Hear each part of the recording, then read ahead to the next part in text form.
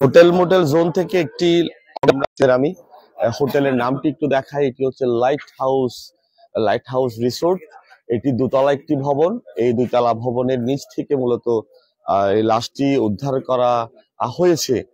এটি প্রাথমিকভাবে আমরা জানতে পেরেছি। এখানকার যারা স্থানীয়রা আছে তারাও আছে, তাদের সাথেও আমরা কথা বলেছিলাম।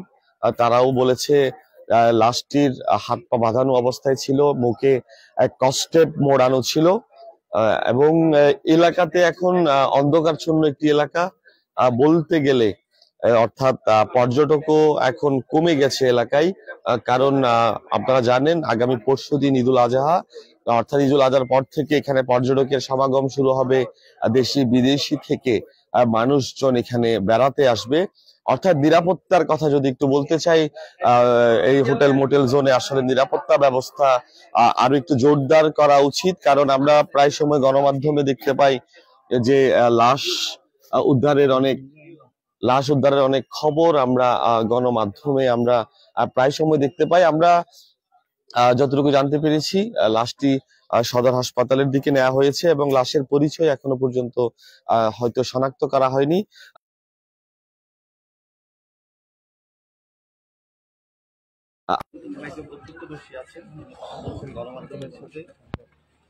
আমি আমার হোটেলের সামনে দাঁড়িয়েছিলাম, পুলিশের গাড়ি আসছিল। পুলিশের গাড়ি আসার পর তো আমি পুলিশের সাথে সাথে আমরা দুই একজন ঢুকছিলাম। ঢোকার পর দেখতেছি যে কি ওইখানে উনি শোয়ানো, তো ওনার পা বাঁধা, হাত বাঁধা, তারপর মুখ বাঁধা। তখন ওনার বায়োডাটা পাইছিল বা ওনার ডকুমেন্টস পাইছিল, ওনার জন্ম নিবন্ধন পাইছিল আর ওনার সিবি পাইছিল। ওনার সিবি পাওয়ার পর এই পুলিশে ফোন দিয়েছিল। পুলিশে ফোন দেওয়ার পর জানা গেল যে ওনার বাসা হচ্ছে আপনার জুয়ারিয়া নালা, ওইরকমই আর কি। আর জন্ম নিবন্ধনে কোনো নাম দেখেছিলেন কিনা? নাম দেখি নাই, ওইটা তো পুলিশে তো জব্দ করে নিছে, আর আমাদেরকে তো দেখতে দেবেন ওইটা। কয়জন ছিল এরা নাকি কালকে রাত্রে দুজনই রুম নিছিল। তো ওই ছোট ছেলে যেটা ছিল হোটেলে নাকি তিনটার দিকে দেখছে। তারপর এর ম্যানেজারকে বলছিল, এর ম্যানেজার ফোন করার পর এর ম্যানেজারকে দেখা যায় না, ওই ছোট ছেলেটাকে দেখা গেছে। দুজনে কি পুরুষ ছিল? হ্যাঁ, দুজনে পুরুষ ছিল। তাহলে একজন চলে গেছে, বাহিরে লক করে চলে গেছে একজন। আর একজন ওইখানে ছিল। দায়িত্বরত লোকজন দরজা খুলে লাশটা দেখতে পায়। আপনার নাম? আমার নাম আরফাত। আপনি কি দায়িত্বে আছেন? না, আমি আমার পাশে হোটেলের ম্যানেজার আছি।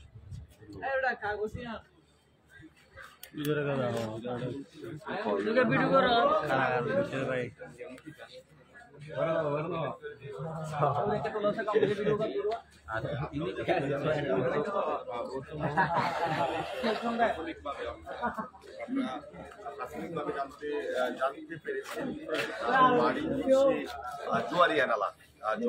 তারা দুজন এসেছিল হোটেলে। তারা গতকালকে হোটেলে রুম ভাড়া করেছিল এবং সেখান থেকে একজন বাইক দিয়ে লক করে, অর্থাৎ তালাবদ্ধ করে চলে যায়। বাকি যত ভিতরে ছিল হোটেলের যারা দায়িত্বরত ছিল, তারা যখন হোটেলের অর্থাৎ তালা ভেঙে যখন ভিতরে প্রবেশ করে তখন হাত পা বাঁধা অবস্থায় সেই লাশটি তারা দেখতে পায়।